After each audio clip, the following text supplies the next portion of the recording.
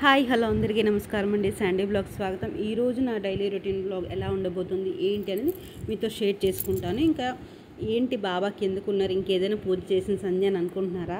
ఏమీ లేదు, దానికి కూడా రీజన్ అయితే చెప్తానమాట.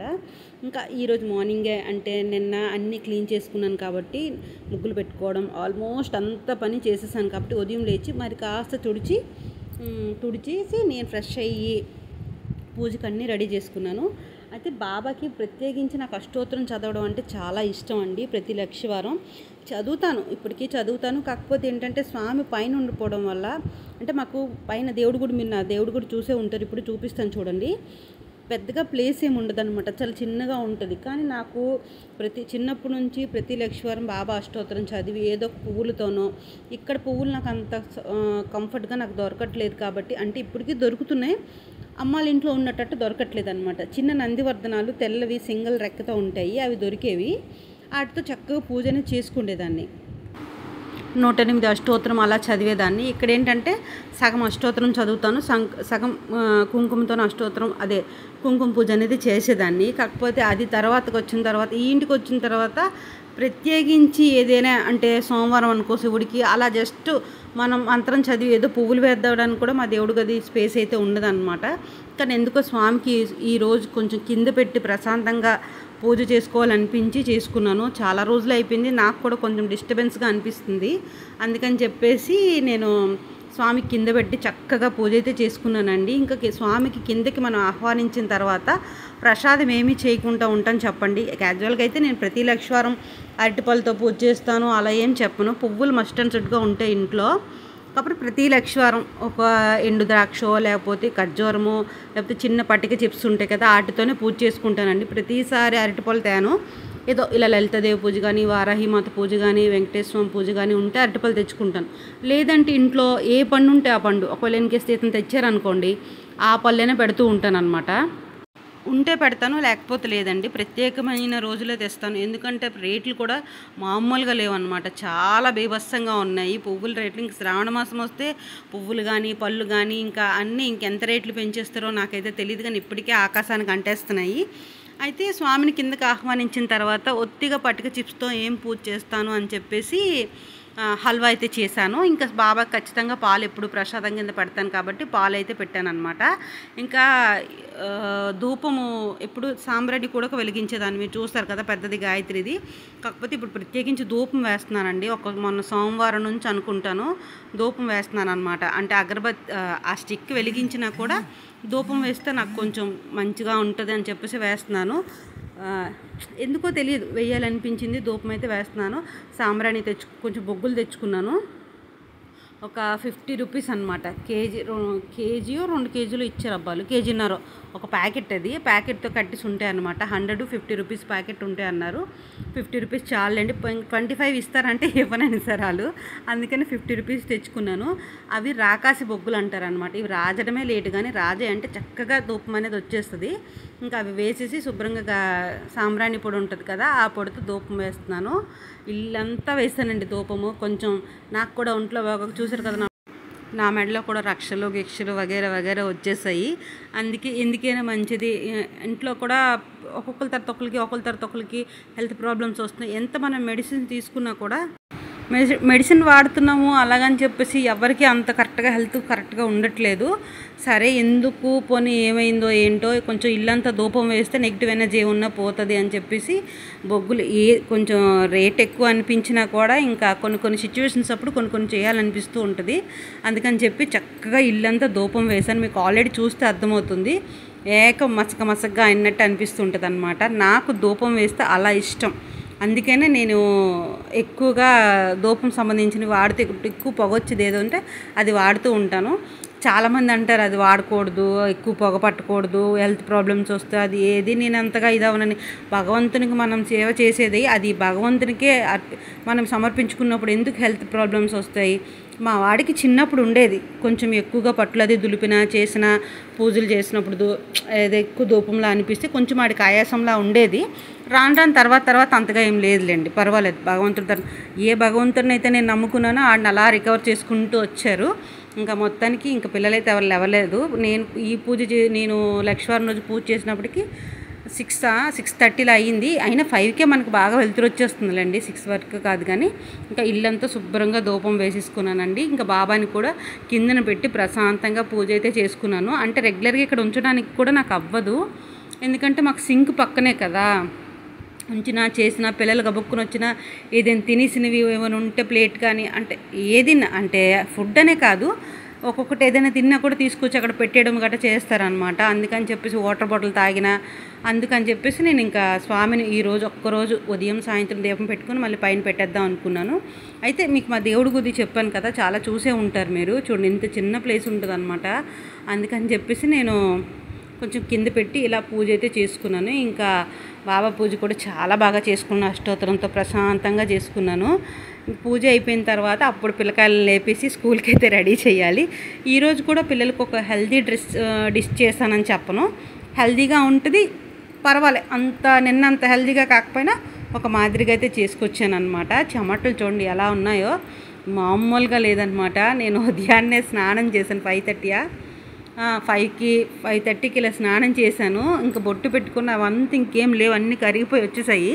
ఇంకా ఈరోజు పిల్లల లంచ్ బాక్స్ రెసిపీస్ విషయానికి వస్తే దోసకాయ పప్పు పెడదామని అనుకొని దోసకాయ అయితే ఇక్కడ కట్ చేస్తున్నాను అనమాట. మార్నింగ్ లేచి ఈరోజు అయితే మాత్రం వాళ్ళకొక వంట మాకొక వంట అవుతుందండి, ఎందుకంటే అతను దోసకాయ పప్పు అది తినరు. ఇది తిన్న జస్ట్ నియమకానికి ఒక ముద్ద వేసుకుంటారు అంతేని, అంతకు మించి తినరు.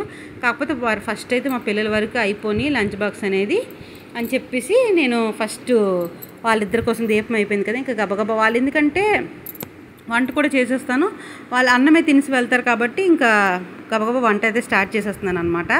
ఇంకా రేపు లలితాదేవి పూజ ఉంది, వారాహిమాత పూజ ఉంది, 2 వారాలు ఆగిపోయాయి. ఇంకా రేపైతే ఇంకా నైట్ అన్నీ శుభ్రంగా క్లీన్ చేసేసుకొని రేపు లలితాదేవి పూజ అయితే చేసుకుందాము. రేపుటితో లలితాదేవి పూజ 5 వారాలు పూర్తయ్యండి. యాక్చువల్గా అయితే 6 వారాలు, 6, 5 అవ్వాల్సింది. నాకు లాస్ట్ ఫ్రైడే కొంచెం ఎక్కువగా బాగాలేదు కాబట్టి ఆ రోజు ఆగిపోయింది పూజ. ముందు వారం అంటే పనికిరాక ఆగిపోయింది అనమాట. ఈసారి మాత్రం ఇక మీద నుంచి కంటిన్యూగా ఒక 2 వారాలు 3 వారాలు అయిపోతాయి అనుకుంటున్నాను. ఇంకా పిల్లల లంచ్ బాక్స్ అయితే రెడీ చేస్తాను, వాళ్ళకైతే స్కూల్కి వెళ్ళిపోయారు. ఆ వీడియో మిస్ అయ్యింది, తీసాను కానీ మిస్ అయిపోయింది అనమాట. ఇంకా ఉప్మా, ఇంకా ఎండిపోయిన ఉప్మా నేనైతే తింటున్నాను. అది ఎప్పుడు ఉదయం చేశాను, కాకపోతే కొన్ని పనులు చేసుకుంటూ కొలనీళ్ళు అది పట్టి తిన్నాను, అందుకే ఉప్మా అలా తయారైంది. ఈరోజు మధ్యాహ్నం లంచ్ బాక్స్లోకి మాకు లంచ్లోకి ఏం చేశానంటే క్యాబేజీ బుట్ట ఉంటుంది కదా, క్యాబేజీ బుట్ట పెసరపప్పు తెల్లుల్లిపాయలు ఎక్కువ వేసి చేస్తే చాలా బాగుంటుంది. ఆల్రెడీ రెసిపీ మన ఛానల్లో అప్లోడ్ చేసేసాను, అందుకే డీటెయిల్గా ఎక్స్ప్లెయిన్ చేయలేదన్నమాట. ఇంకా కాకరకాయ ఫ్రై నాకు ఇష్టం లేనిది అతనికి చాలా ఇష్టమైన ఫ్రై అనమాట. ఇంకేదో ఒక ముద్ద తింటాను అంతే, అంతకు మించి అయితే నేను తిన్నాను. ఇంక ఉదయం పప్పు ఉంది కాబట్టి ఆడితో ఇడితో అడ్జస్ట్ అయిపోయి మధ్యాహ్నం లంచ్ అయితే ఫినిష్ చేసేసాను. ఇంకా ఈరోజు పిల్లలకి ఏం డిష్ చేస్తున్నాను అంటే పిజ్జా చేద్దాం అనుకుంటున్నానండి. పిజ్జా కూడా అది హెల్తీగా చేద్దాము అని చెప్పేసి అనుకున్నాను. ఈస్ట్ కూడా చాలా తక్కువ వేసాను, జస్ట్ అంటే 1 స్పూన్ వేసాను. మామూలుగా అయితే ఈస్ట్ వేసేసి గోరువెచ్చని నీళ్ళు వేస్తే ఆటోమేటిక్గా అది కొంచెం ఇదవుతూ ఉంటుంది. కాకపోతే నేను ఈస్ట్ అంతగా బ్రెడ్స్కి వేసిన డోనట్స్కి వేసిన అర్థం ఉంటుంది, పిజ్జాకి ఎందుకు అది గోధుమ పిండితో చేస్తున్నానండి.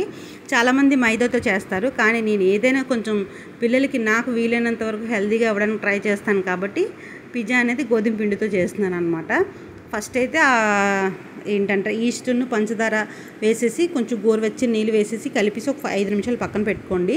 అది పక్కన పెట్టుకున్న తర్వాత గోధుమ పిండి ఉంటుంది కదా, మీకు లేదు మాకు గోధుమ పిండి వద్దు మైదాతోనే కావాలంటే మైదా యాడ్ చేసుకోండి. నేనైతే మాత్రం ఒత్తి గోధుమ పిండితోనే చేస్తున్నాను. ఇలా ముద్ద అనేది కలుపుకోవాలి, బాగా కలిపేసి పైన కొంచెం ఆయిల్ రాసేసుకొని అది మొత్తం అంతా ఒక బౌల్లో చేసుకొని మూత పెట్టుకొని కనీసం ఒక 2 అవర్స్ అయినా బాగా నానాలి. కాకపోతే నాకు అంత టైం అయితే లేదనమాట. అంటే నేను ఏం చేద్దాం, ఈరోజు పిల్లలు స్కూల్ నుంచి వచ్చినప్పటికీ ఆకలి అంటారు అని చెప్పేసి ఆలోచించి 4కి ఇదంతా కలిపి పక్కన పెట్టి స్కూల్కి అయితే వెళ్ళాను. కొంచెమే అయ్యింది, కానీ కొంచెంసేపు ఆగండ్రా ఇది కొంచెం అవ్వాలంటే అమ్మ ఏదైనా చేసి అనడానికి కూడా లేదులేండి. వాళ్ళు స్కూల్ నుంచి వచ్చేసరికి బాగా టైర్డ్ అయిపోయి ఉంటారు కాబట్టి కొంచెం అయింది. దానికి కూడా ఈస్ట్ అది నేను చాలా తక్కువ వేసాను కాబట్టి కొంచెం అయ్యింది. మొత్తం ఇదంతా అయిపోయిన తర్వాత మాకు చపాతీలు పాముకోవడానికి వేరే ప్లేస్ అదేం మాకు లేదు కాబట్టి ఆ కౌంటర్ టాప్ మీదే కాస్త మైదా వేసేసి చపాతీని ఎలా మనం పాముకుంటామో యాస్టిస్ అలాగే పాముకోవాలి. దానికి ఇంకేమి విచిత్రం లేదు. అంటే పిజ్జా అంటే అన్హెల్దీ కదా అని మీరు అందరూ అనుకుండవచ్చు. గోధుమ పిండితో చేసేది ఎందుకు అన్హెల్దీ అవుతుంది చెప్పండి. కాకపోతే చీజ్ అది వేస్తాం కాబట్టి నేను అందుకే చెప్పాను, సగం హెల్దీ సగం అన్హెల్దీ అని చెప్పేసి.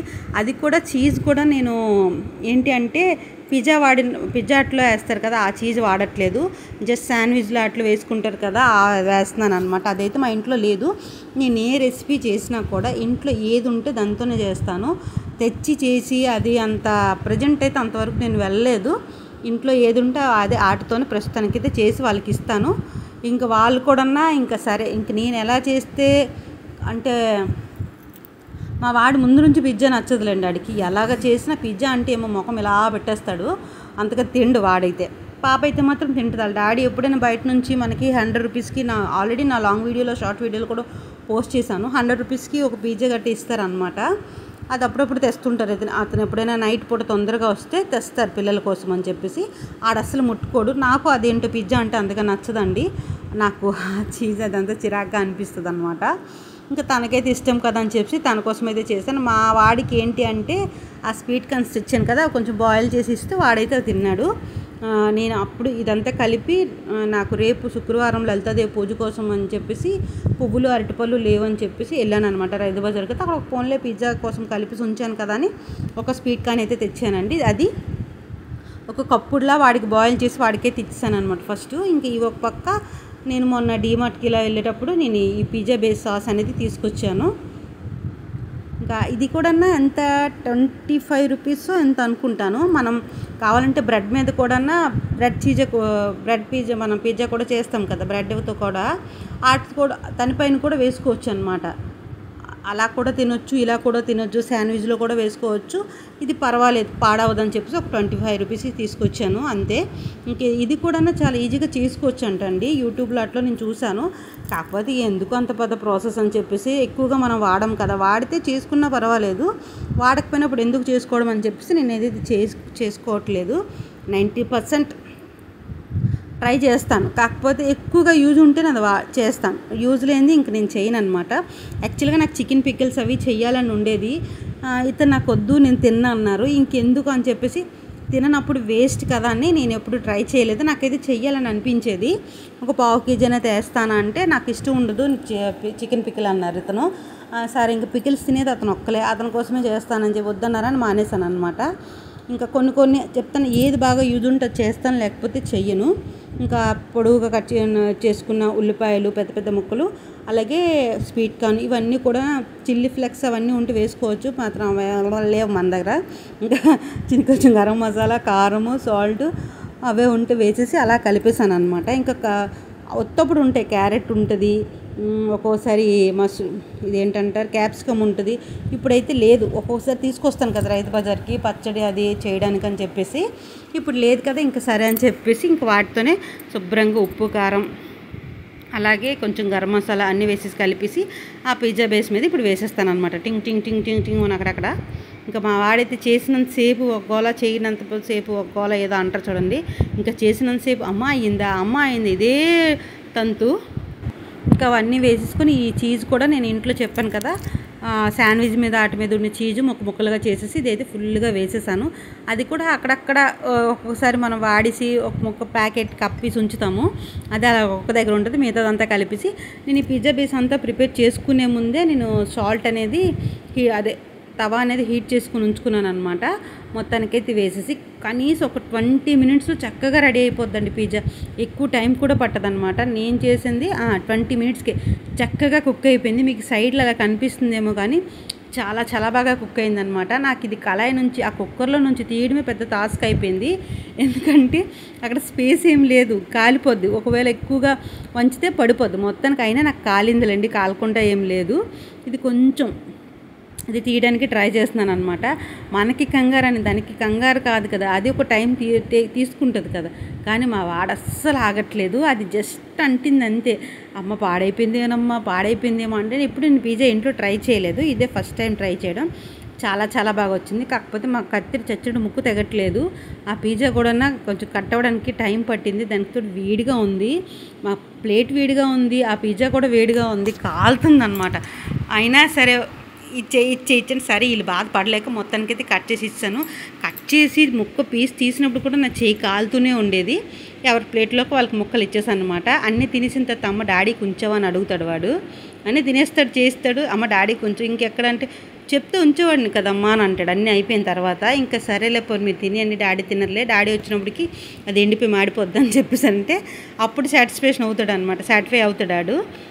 ఇగోండి మనిషికి ముక్క అయితే మనిషికి 2 ముక్కలు చొప్పున షేర్ చేస్తాను. పాప నువ్వు కూడా చిన్న ముక్క టేస్ట్ చేయమ్మా అంది. చిన్న చేశాను ఇంత చేసినందుకు, ఎందుకంటే చీజ్ అన్నీ ఉంటాయి కదా, ఇప్పటికే మనం బూస్ట్లో ఉంటాం, అంత రిస్క్ చేయదలుచుకోలేదని చెప్పేసి ఎందుకో నాకు అంతగా నచ్చదు. పాపకైతే పిచ్చిగా నచ్చింది. డాడీ తెచ్చిన దానికన్నా ఇదే చాలా బాగుందమ్మా, ఇలాగే నువ్వు చెయ్యి, డాడీ తేవద్దని అంటుంది అనమాట. ఇక్కడ సూపర్గా ఉందని తనకైతే నచ్చింది. ఇంకా అవన్నీ చేసిన తర్వాత ఇంకా గిన్నెలు అన్నీ క్లీన్ చేసేసి అక్కడ సర్దేసి ఇంకా తడిగుడ్లు అవేం పెట్టలేదులేండి, రేపు మార్నింగ్ పెడదామని చెప్పేసి అందాక మిషన్ పని అయితే స్టార్ట్ చేశాను. కొన్ని అంటే జిగ్జాగ్ హెడ్ ఉంది కదా అని శారీస్ ఫాల్స్ ఉంటే వేసేసాను. అంటే నైట్ లక్ష్వారం అన్నీ పెట్టేసాను. శుక్రవారం ఉదయం అన్ని మాపు అన్నీ పెట్టుకుంటే మళ్ళీ సాయంత్రం పూజకు కూడా అవుతుందని చెప్పేసి నేను అందుకనే శుక్రవారం ఉదయాన్నే మాపది పెడదామని అనుకున్నాను. మళ్ళీ స్వామికి వెంకటేశ్వర స్వామి పూజ చేసినప్పుడు ఉదయం రోజు ఆ రోజు మళ్ళీ పూజ అన్నిటికీ మాపది పెట్టుకుందామని చెప్పేసి అలా వదిలేసాను అనమాట. ఇంకా నైట్కి ఇవన్నీ కుట్టేసి పక్కన పడేస్తాను, అన్నీ ఫోల్డింగ్ చేస్తాను. తర్వాత ఇంకా నైట్కి మాకు డిన్నర్లోకేమో చపాతీ చేశాను, టమాటా కర్రీ చేశాను. ఇదనమాట ఈరోజు నా ఫుల్ బ్లాగ్ అనేది. చాలా చూసినందుకు చాలా థ్యాంక్స్ అండి. ఇంకా వీడియో కనుక నచ్చితే లైక్ కొట్టండి.